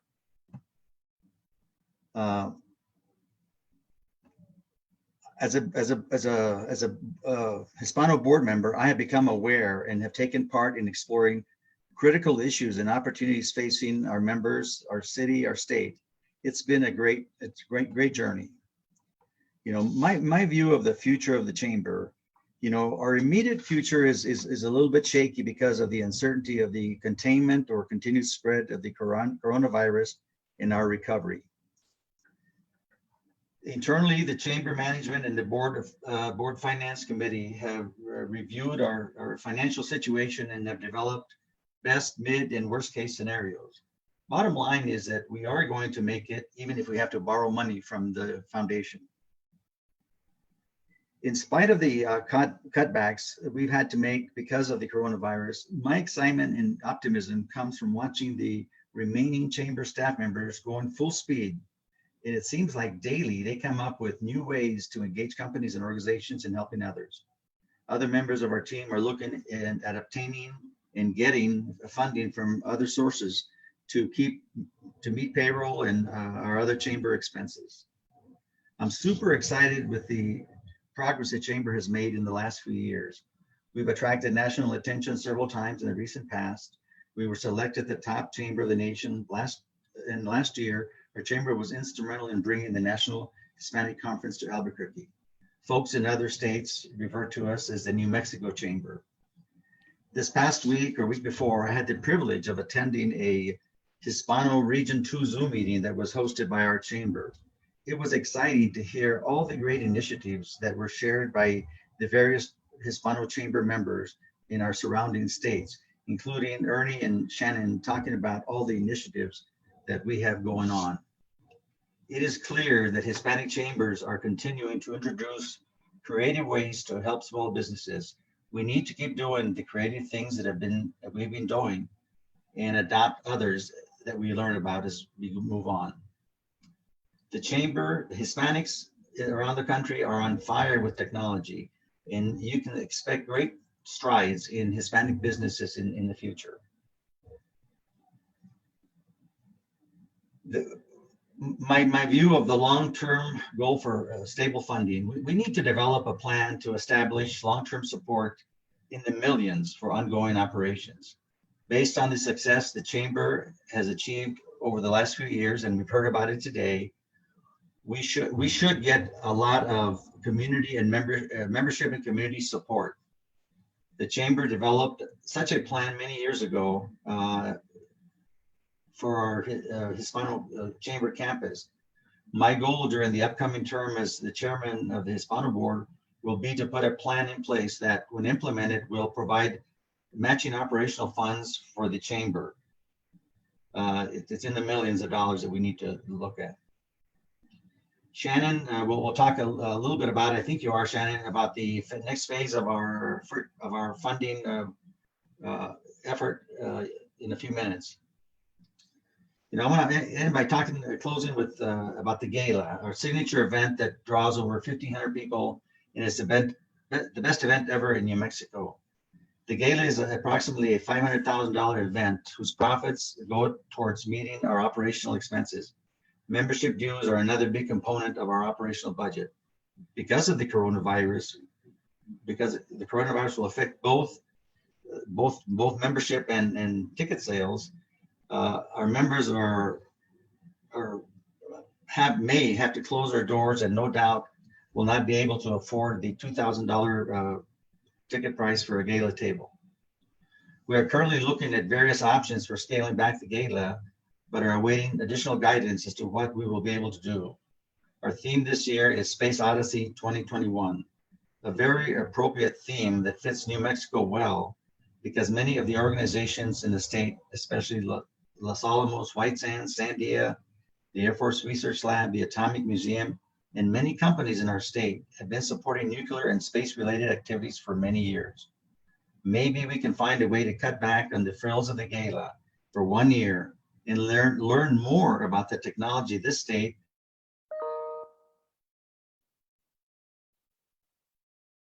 providing to our nation. We can and do much more in the future. More on the gala front as we learn more. If any of you have any ideas or comments, please let me or any Hispano board member know about your thoughts. Thanks to all of you for the privilege to serve you. And I was excited to hear a lot about the history of the chamber, which I did not really know before. Obviously, we've never given up, and times are tough now, but rest assured we won't give up in the future. Thank you. Thank you so much, Anthony. And you know, we're all going to do a lot of this, you know, over the next 6 months, because we're hoping to continue that incredible legacy that we know as La Noche Encantada and Gala. And so, of course, we're going to keep everybody up to date with what the plan is for that. And we are looking at options to scale it back, but to continue to have it. But we'll stay in touch with everybody on that front as soon as we have more information about that. But that is truly a part of our history and our legacy here. And so we hope to continue that. But like you said, we might have to scale a little back this year. And with that being said, you know, one of the things that we've been talking about here at the Chamber is because of the fact that we've had to scale back and membership does not look the same the last 3 months. You know, it's important that we look at how can we continue to share what we do at the Chamber, how can we support ourselves during this time, and how are we still supporting small businesses. So we have a lot of things going on, like Anthony and Mary talked about, lots of initiatives to show continued community support, small business support, working with our small business owners on a regular basis. Any chance that we can get to highlight them or share their stories. We have a lot of different irons in the fire because that is really, you know, the heart of what we do here is membership. So we put our thinking caps on and we got to, you know, we kind of put down on paper, what are some of the things we need to do? And one of those actually that came up was the fact that we were going to have this huge 45th anniversary celebration. We were going to do it in the courtyard. And we had this whole thing planned. And since Gala through today, we were going to do all kinds of fun stuff. You know, we're going to give ourselves a little painting facelift and fun little things. You know, we redid our little section, our membership section, all this stuff. And of course, because of what's happening in the world, all that got put on hold. But the one thing that we wanted to do that we had not had a chance to do until literally today is a little project that we wanted to share with the community and our supporters and our membership, because, you know, we were inspired by the Herencia Wall. We're inspired by what that did for the Chamber. We're inspired about how that really to this day is the most important thing we say when we have a tour. We call people to the Chamber, come look at our Herencia Wall. It's so important to share this story. And so we want to do that, and we want to share that with our membership as well. So the idea is we are starting a project called La Escalera, and we have this really great staircase when you walk into the main building, the 4th Street building, if you will, the East building. And we have this incredibly beautiful brick wall that was built, and it's got these really pretty glass blocks, and it's got this great light that shines through. And we thought it would be really, really awesome to start a campaign to sell those bricks. Now, it won't be on the scale of Herencia, but it would be extremely affordable for our members and our community supporters. And so the price is $250 a brick, and our goal is to sell 180 of those bricks before Legacy Day. So it's 90 days away. We want to share our updates during Legacy Day. But what's really, really great about it is we have the opportunity to sell over 700 bricks on that wall. And so today starts the day that we will begin this campaign. And we are excited, and we hope that you all will share that. And I really, really hope that everybody on our call will, or I should say on this Zoom call, will be pledging the $250. Now, I know my screen is kind of awkward because I have this graphic up right now, but I know that there's somebody in the audience that had stated that she wanted to be the first one to purchase a brick. So if that person wants to raise her hand, let's see. Oh, we got it. There it is. Cynthia is up there, and so yes. So she's challenging all of you guys to purchase bricks. So hey, I matched that. You got it. You got it. I'm on number 2, but I'm here. So no. I was 2. I'll take three, and my credit card is getting swiped behind me. Hey, wait. Mine's already done. Count us in for 4, one of each of Loretta's grandkids. You got it, Monica. Thank you so much. And guys, the goal is that we'll be able to display this and have you all come see it for Legacy Day. It's beautiful. We're really excited to share that. And really, you know, this side of the building, the east side building, is the members come in every day. They use the boardrooms. They come through to see their names on a wall, because sometimes the head NCO wall is not attainable for everybody. This makes it very friendly for the community and for the small businesses that you know, can afford $250. And that will also help us get through this time with our membership and some of the funding as well. So we really, really appreciate it. We will be sending you guys out an email with all of the information. And then we will also be contacting you to get the names correct for all the plates. And of course, and then Barbara will contact you from our accounting department. But please, we're gonna send you an email. If you guys would please share that with everybody that you know as well. The goal is to sell those, at least 180 of them prior, so that we can meet our goals for the year and stay on track. And so I want to say thank you to, you know, everybody that was on the panel today. Now, we didn't get to see everything we had planned because, again, time constraints. And I have to be honest, I would much rather hear the history. It was just amazing to hear from everybody and really gives us ideas for planning for our 50th. But what we did was we pulled all of the gala commercials together into one big fun video. But before we go, we want to have, or OJ, I don't know if Orlando's around, Jim, he was going to take us out with some music. And then whoever can stay on, we're going to let the video roll. It's about 5-6 minutes, but it shows all the gala commercials as far back as we could collect them. So we're super excited. Let's see if we can get OJ to take us out with something, a little Volvet or something fun. I know he was there somewhere. Anybody? So Shannon, let me just say from the bottom of my heart, thank you all for everything. It's incredible to hear these stories and everything that has been done to make this organization great. And I can promise you this, it's going to be even greater. I mean, everything we're doing, working with Cynthia on a MBDA Business Center, we're moving forward on many fronts, and I'm excited for the future. So thank you all very much. Jim, is Orlando around there? Yeah. We're waiting for Orlando to take us out with the song, and then we're going to play the video. And those of you that can stay with us, please do. Those of you that can come by the chamber and share a story and a hot dog, we'd love to hear from you. That it's been a little pop-in patio. I can't wait to get downstairs, but I do want to say from the bottom of my heart, thank you guys for being the leaders, for setting the foundation for the chamber, and for all of us that come after. I appreciate all of you guys, and I'm so lucky to know you all, and it's such a privilege to be here. So thank you so much. Orlando, take it away. And then I want to say Orlando's right here behind me. I just want you all to know he's going to be faking playing the guitar. I'll be actually playing the guitar, just so you know that. I just want to say thank you to everybody. God bless you for being a friend. God bless you for helping me on my journey through this life. And I love it here. I'll do it. Ladies and gentlemen, OJ. Happy birthday, Hispano Chamber. Feliz cumpleaños. Estas son las mañanitas que cantaba el rey David. Hoy por ser día de tu santo, te las cantamos aquí. Despierta, mi bien, despierta. Mira que ya amaneció.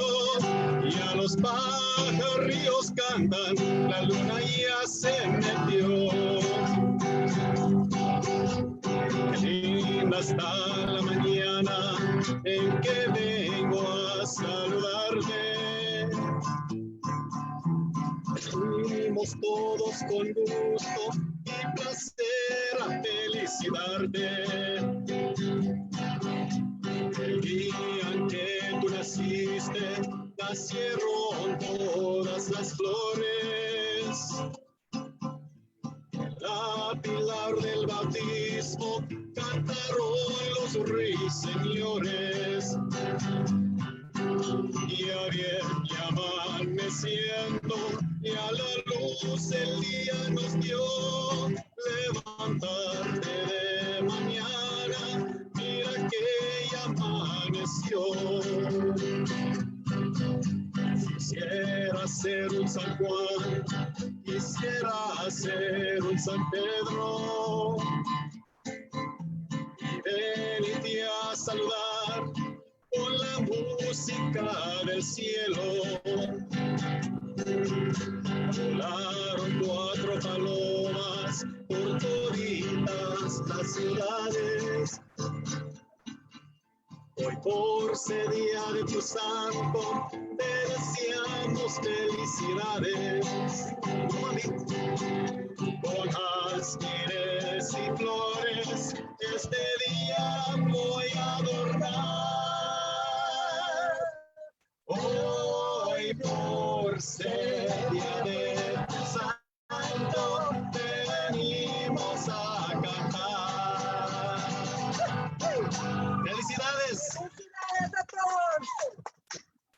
Thank you. Angelique, you're up.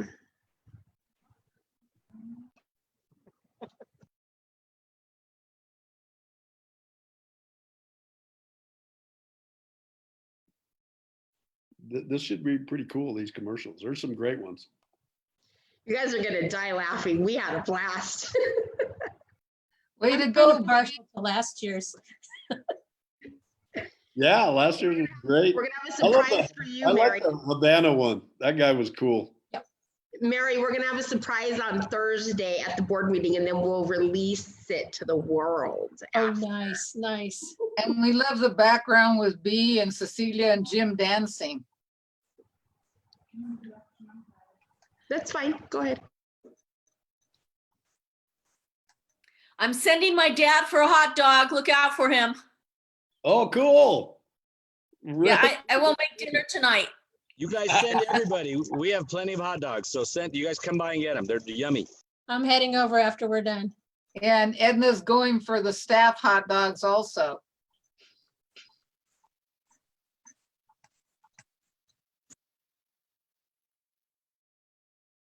Wow, what a beautiful necklace. Hi, I'm wearing it to the Albuquerque Hispano Chamber of Commerce Gala. Oh, that's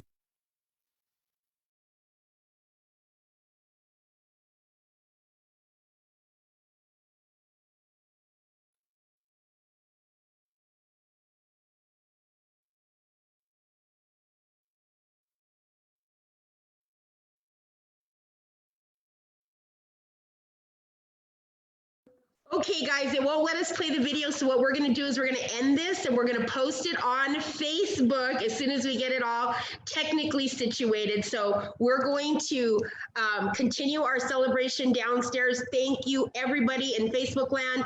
Thank you to New Mexico Tech for supporting all of our efforts here with our webinar series. And I want to thank you once again to all of our panelists. Everybody have a wonderful day and happy anniversary, 45th anniversary to the Albuquerque. Come by, come see us. Bye, all. Bye. Congratulations and happy birthday. Thank you.